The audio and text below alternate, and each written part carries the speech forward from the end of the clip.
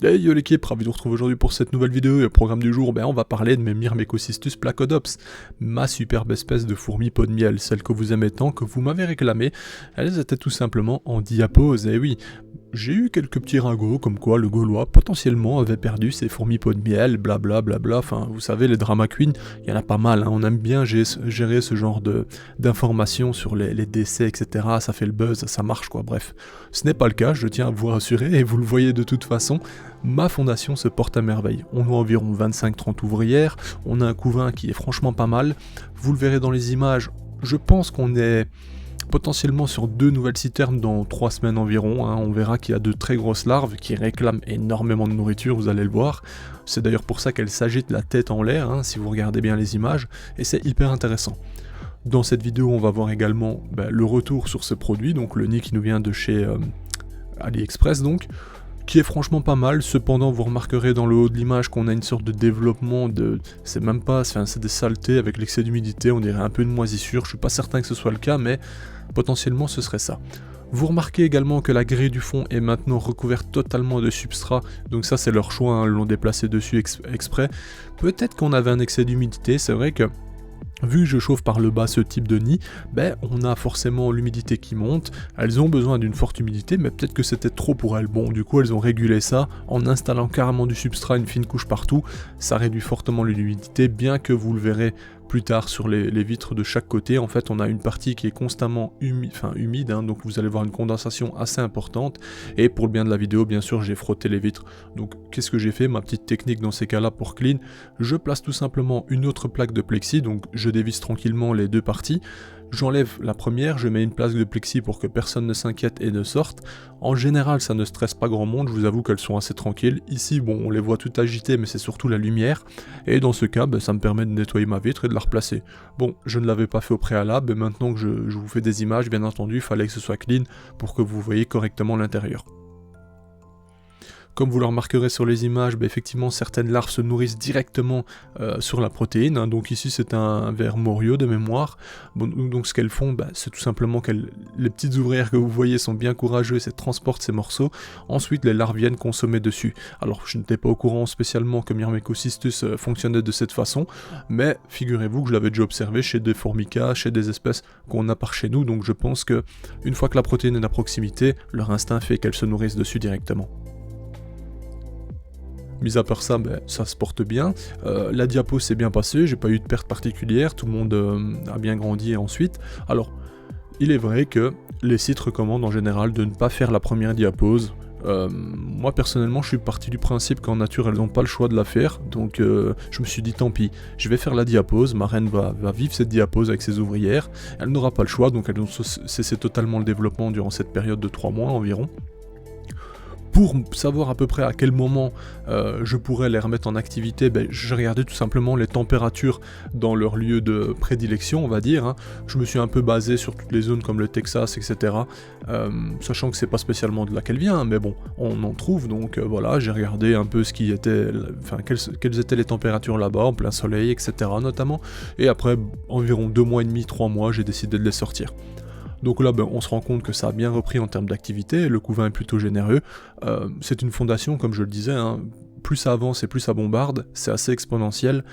Pour le coup, il faut savoir également que Myrmecocystus placodops est une espèce qui est potentiellement polygyne. Alors attention, polygyne, j'en suis pas certain, hein, parce que je n'ai pas lu un ouvrage disant oui, Myrmecocystus placodops notamment est polygyne à 100%.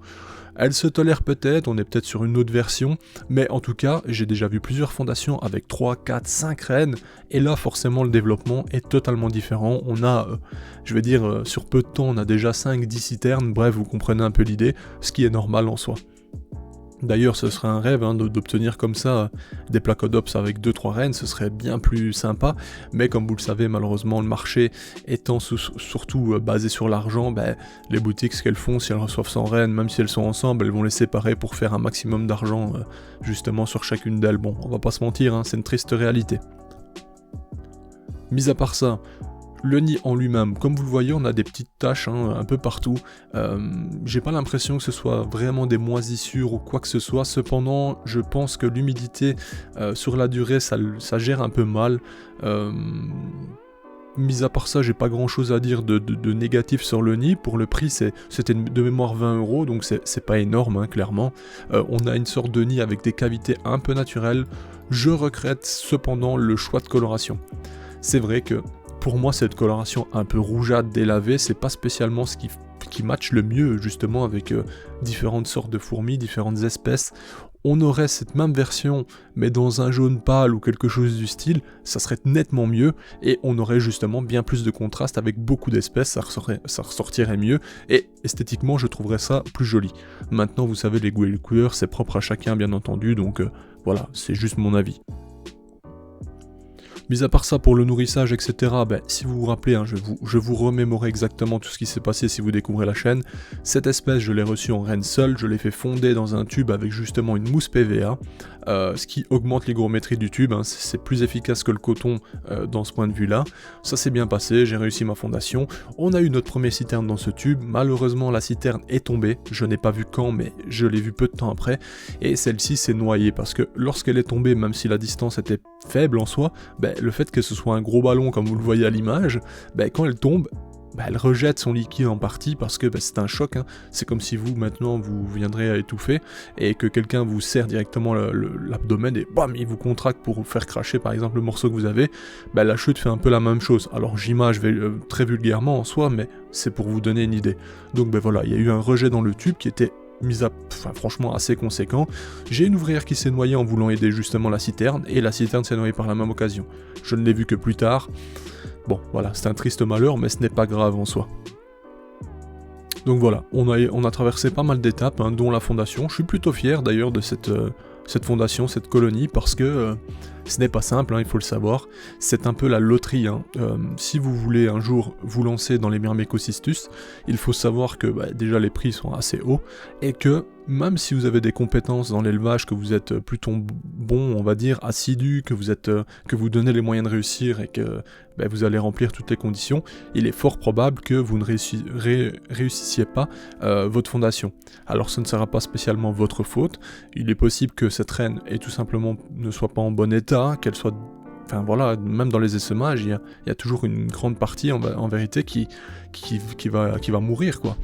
Il y a aussi le fait que ces reines en général fondent en pléométrose, donc elles sont plusieurs pour fonder, ce qui fait que quand elles sont seules, c'est un peu plus difficile. Bref, il y a plein de critères qui peuvent faire que votre fondation ne fonctionnera pas et que vous puissiez tout simplement perdre votre argent. Pourquoi je vous avertis là-dessus ?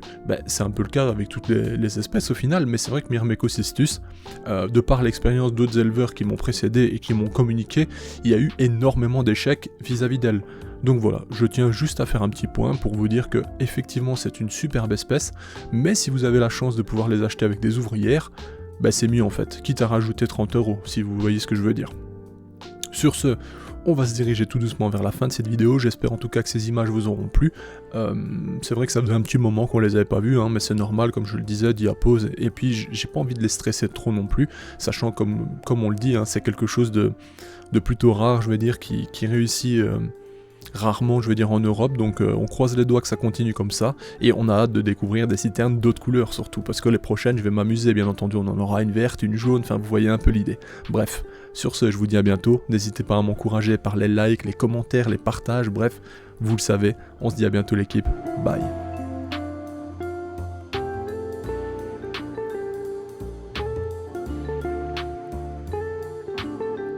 Hey, si toi aussi tu as apprécié la vidéo, n'oublie pas de t'abonner, de laisser un like, voire un commentaire, ou même de nous suivre sur les réseaux. Merci et à bientôt l'équipe.